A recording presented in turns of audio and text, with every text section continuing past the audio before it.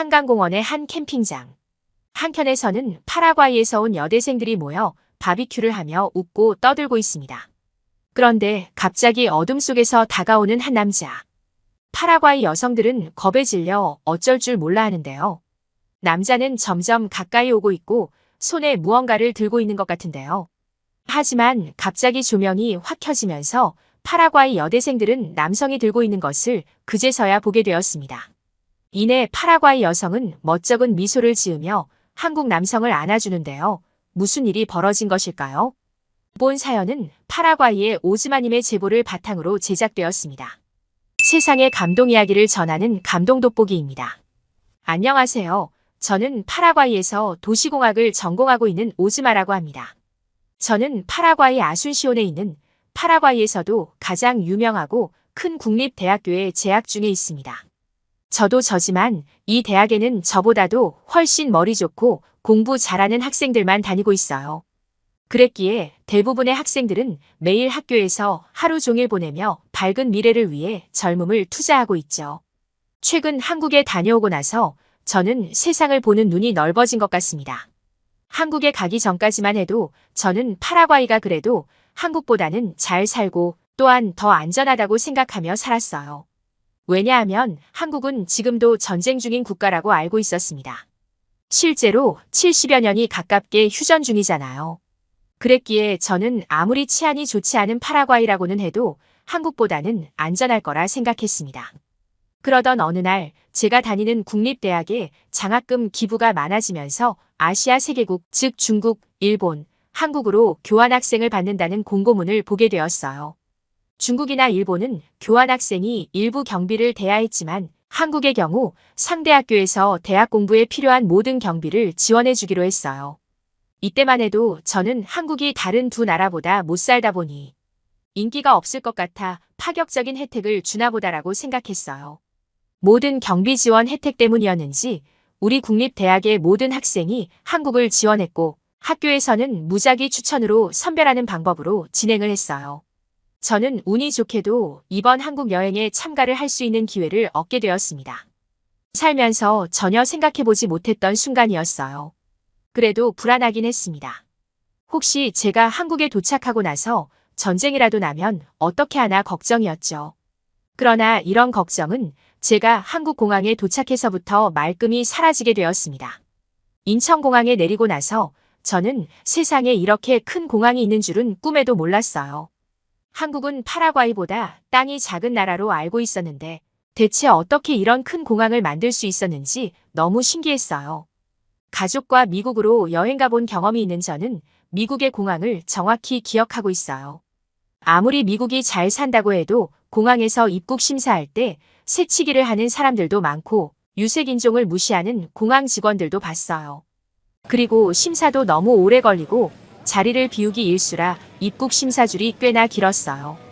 그러다 보니 소란스럽게 떠들거나 스피커를 켜놓고 음악을 듣는 사람들을 보면서 인상을 찌푸린 적이 있었죠. 하지만 한국의 입국 심사장은 공항 직원들의 신속함은 두말할 필요 없을 정도였고 심지어 로봇이 돌아다니면서 사람들의 질문에 대답을 해주는 것 아니겠어요? 그리고 사람들이 새치기를 한다거나 떠드는 등의 모습을 전혀 볼 수 없었어요. 모두 매너를 지키면서 자기 차례를 기다리고 있었죠. 한국은 미국보다 젠틀하고 세련된 느낌을 주었습니다. 입국 심사 후에도 캐리어를 기다리는 동안에도 사람들은 느긋하게 거리를 두며 짐을 가져갔어요. 다른 친구들도 공항에 있는 깨끗한 화장실, 수면실, 다양한 가게들을 만나면서 한국이 이렇게 좋은 나라인 줄 몰랐다고 했어요. 저는 그제서야 한국의 대학교에서 모든 경비를 지원하는 이유를 알았어요. 편안하고 부담 없이 한국을 경험할 수 있게 한 배려라는 것을요. 저와 학과 친구들은 서울에 있는 숙소를 가기 위해 공항 리무진이 있는 버스 정거장으로 갔습니다. 갑자기 헬레나가 저를 급하게 불렀어요. 호들갑을 떨며 저를 데려간 곳은 바로 이상한 공연장이었습니다. 한국 전통 악기로 연주를 하고 몇몇이 춤을 추는 공연이었습니다. 태어나서 아시아의 전통 무용은 처음 봤습니다. 저는 춤추는 사람이 입은 옷이 궁금했는데 팜플렛의 설명서와 비교해보니 저 옷이 한복이고 한복은 한국의 것이라는 걸 알게 되었답니다. 사실 저는 한복이 중국의 것인 줄로만 알았거든요.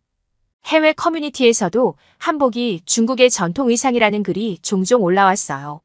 중국 것이 맞다, 아니다, 한국 것이다 등등 댓글로 언쟁이 많긴 했지만 유심히 보지는 않았어요. 당연히 한국에 대한 아무런 지식이 없던 저로서는 상대적으로 큰 나라인 중국 것이겠거니 믿었습니다. 천천히 공연을 본 후 리무진을 타기 위해 정거장으로 다시 나왔습니다. 저희가 도착한 시간은 저녁 8시 정도였습니다. 사실 걱정이었어요. 너무 늦은 시간이라 생각되었기에 혹시라도 버스가 없다면 택시를 탈 생각도 하고 있었죠. 버스 티켓을 사기 위해 안내 데스크로 가서 한국인 직원분에게 버스 노선을 물어봤고 저희가 묵을 호텔 위치를 알려드리니 그곳은 지하철역 2호선 앞에 바로 있는 호텔이니 버스보다 지하철을 타고 가는 게 낫다고 하시면서 저희에게 지하철역을 안내해 주셨습니다. 하지만 지하철을 한 번도 타본 적이 없는 우리들은 티켓을 어떻게 구매하는지도 몰랐고 미국 여행 때 지하철에서 가방을 도둑 맞은 경험이 있다 보니 혹시라도 지하철을 타고 가다가 소매치기와 같은 범죄에 노출이 될까봐 걱정이었습니다. 이런 저희의 우려와는 다르게 늦은 시간에 지하철을 탔음에도 불구하고 많은 외국인들이 지하철을 타고 있었어요. 게다가 그들은 통행에 방해가 되지 않도록 모두 가방을 한쪽에 보관하고 있었습니다. 저는 그 광경이 너무나도 신기했어요. 내 가방을 시야에 들어오지 않는 곳에 놓고 자신은 따로 앉아서 간다는 점이 말이죠. 파라과이에서는 자신의 소지품을 옆자리에 놔둬도 눈만 깜빡거려도 없어지는 게 현실입니다. 심지어 노천 카페에 앉아서 신문을 보고 있으면 뒷자리에 앉는 척하면서 지갑을 가져가는 경우도 흔하죠. 그랬기에 한국 지하철에서 자신의 소지품을 아무렇지도 않게 저 멀리 놓고 간다는 건 충격으로 다가왔습니다. 저희가 머무는 곳은 서울의 2호선이 지나다니는 곳이었습니다. 공항철도에서는 홍대에서 갈아타야 한다고 하더군요. 하지만 캐리어를 끌고 계단을 올라가려니 무척이나 고민이었어요. 당연히 에스컬레이터에 캐리어를 가지고 올라가는 건 금지사항이었습니다. 운동과는 전혀 거리가 먼 저의 여자들은 과연 옷으로 가득 찬 이 캐리어를 어떻게 짊어지고 계단 등을 오르며 환승을 해야 하나 고민이었어요. 그러나 한국의 지하철역에는 엘리베이터가 거의 대부분 있다는 사실을 알게 되었습니다. 대부분 교통약자들을 위해 설치가 된 지하철 엘리베이터는 저희와 같이 무거운 짐을 들고 다니는 외국인 관광객들도 이용할 수가 있었습니다. 태어나서 지하철역에 엘리베이터가 있는 모습은 처음 보게 되었어요. 파라과이에서는 쉽게 찾아볼 수가 없기 때문이죠. 무엇보다 밀폐된 공간 안에 모르는 사람과 같이 타고 간다면 무슨 일을 당할지 모르기 때문에 있어도 잘 타지 않는 게 현실입니다. 한국에서의 지하철은 대부분 엘리베이터와 에스컬레이터가 거의 100% 있었기에 관광을 하는 외국인들 입장에서는 편하게 이용할 수가 있었습니다. 다음 날 한국의 대학교에 간소한 입학식을 치르고 수업을 들었습니다. 교환학생 프로그램 담당하는 김재준이라고 자신을 소개한 학생 대표는 저녁에 서울의 시내를 둘러보고 오후 7시까지 한강의 난지 캠핑장이라는 곳에 오라고 하더라고요. 저녁 식사를 하지 말라는 말과 지하철 노선표를 주고 갔습니다. 우리는 말도 안 되는 초대에 어이가 없었습니다. 저녁 7시면 너무 위험한 시간이라고 생각했거든요. 일반적으로 파라과이에서는 저녁 6시가 넘으면 학생들이 돌아다니는 것을 거의 볼 수 없을 정도로 치안이 좋지 않기 때문이죠. 재준이에게 늦은 시간에 학생들이 밖에 나가서 캠핑장에서 식사를 하면 너무 위험하지 않겠냐며 호텔에서 간단하게 환영식을 하기를 권했는데 재준이는 큰 소리로 웃으면서 막상 길거리에 나가보면 그런 걱정이 안 될 테니 너무 걱정 말고 약속 시간 잘 지켜서 오라는 말만 하더라고요.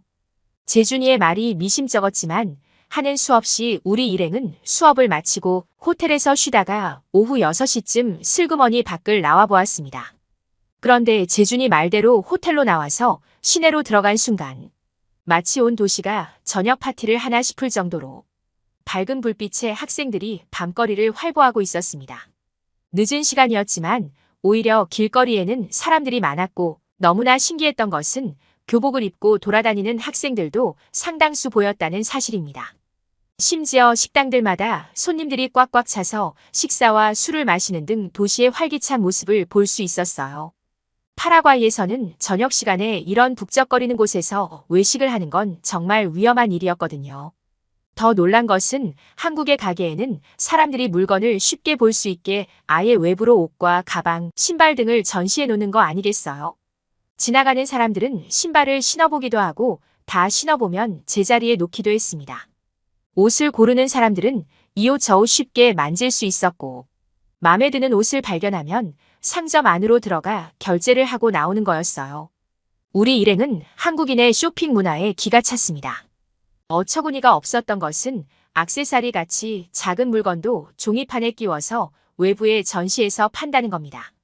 옷이나 신발은 훔쳐가는 게 보이기라도 하지 주먹 안에 넣으면 보이지도 않을 작은 사이즈의 액세서리를 길에 놓고 파는 건 진짜 거짓말 같은 일이었고 보고도 믿을 수 없을 정도였습니다. 20분 정도만 한국 길거리를 걸어갔는데도 한국에서는 저런 식의 노점 판매가 특별한 경우는 아니었고 저는 한국이 이렇게나 살기 좋고 안전한 나라인지 몰랐다며 연신 감탄을 쏟아냈죠. 길거리 구경을 마치고 지하철을 타고 재준이가 오라고 한 서울 한강공원의 캠핑장에 가게 되었습니다. 캠핑장이라고 하면 왠지 외곽에 있어서 차로 갈 수 없고 불빛도 없는 곳이라 생각했지만 난지 캠핑장은 상상을 초월했습니다. 서울 도심 속에 있는 대규모 캠핑장이었는데 저희처럼 아무런 캠핑 장비가 없는 사람들을 위해 대부분의 캠핑 용품들이 준비되어 있었고 바비큐를 위한 재료들과 도구들도 구비되어 있었죠. 심지어 이 캠핑장의 매점에는 없는 것이 없었어요. 그리고 더욱 놀라웠던 점은 이토록 물건이 많고 사람도 많은 매점에 직원이 한두 명만 보였다는 점이었습니다. 파라과이나 남미 쪽에서는 어느 정도 규모가 되는 마트에는 곳곳에 보안 요원들이 배치되어 있습니다. 언제 누가 훔쳐갈지 모르기에 항상 손님들을 지켜보고 있거든요.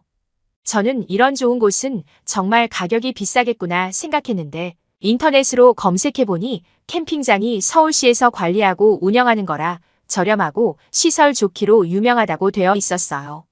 그래서 캠핑장 예약 경쟁이 치열한데 교환학생 입학 환영식을 위해 서울시와 협의해서 몇 자리 빌렸다고 하더라고요. 캠핑장 요원에게 학생증을 보여주니 우리 팀의 자리를 알려주었어요. 우리는 매점에서 담요도 빌리고 먹을 것을 이것저것 사왔습니다.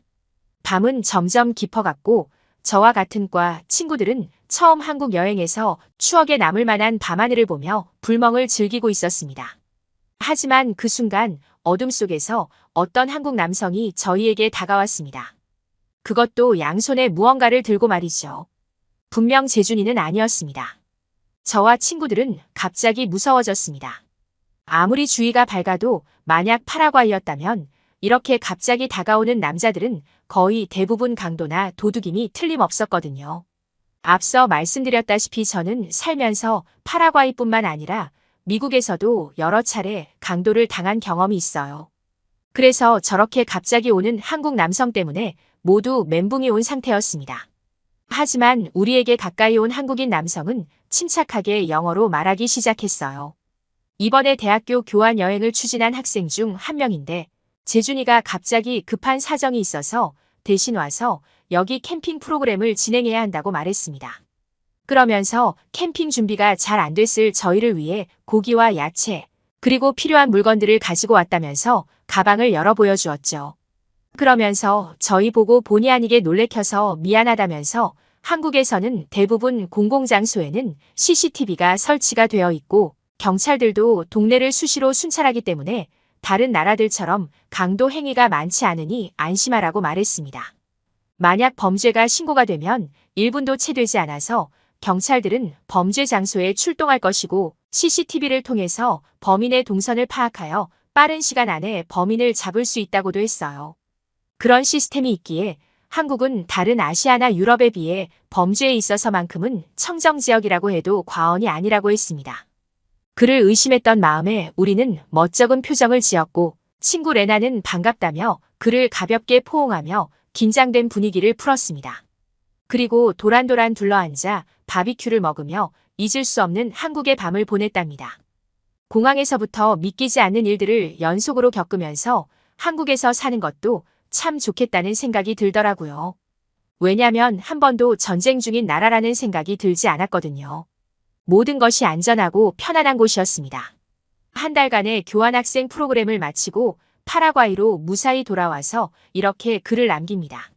한국 진짜 멋진 곳이에요. 난지 캠핑장에서 바비큐를 먹으며 즐기는 오즈마님의 모습이 상상이 되는데요. 도심 속에서 여유를 찾는 한국의 문화를 잘 경험하신 것 같아 다행입니다. 감동 돋보기는 여러분의 사연을 기다리고 있습니다. 함께 하고 싶은 사연을 공식 메일로 보내주시면 신중히 검토하여 영상으로 제작하도록 하겠습니다. 구독과 좋아요는 영상 제작에 큰 힘이 됩니다. 감사합니다.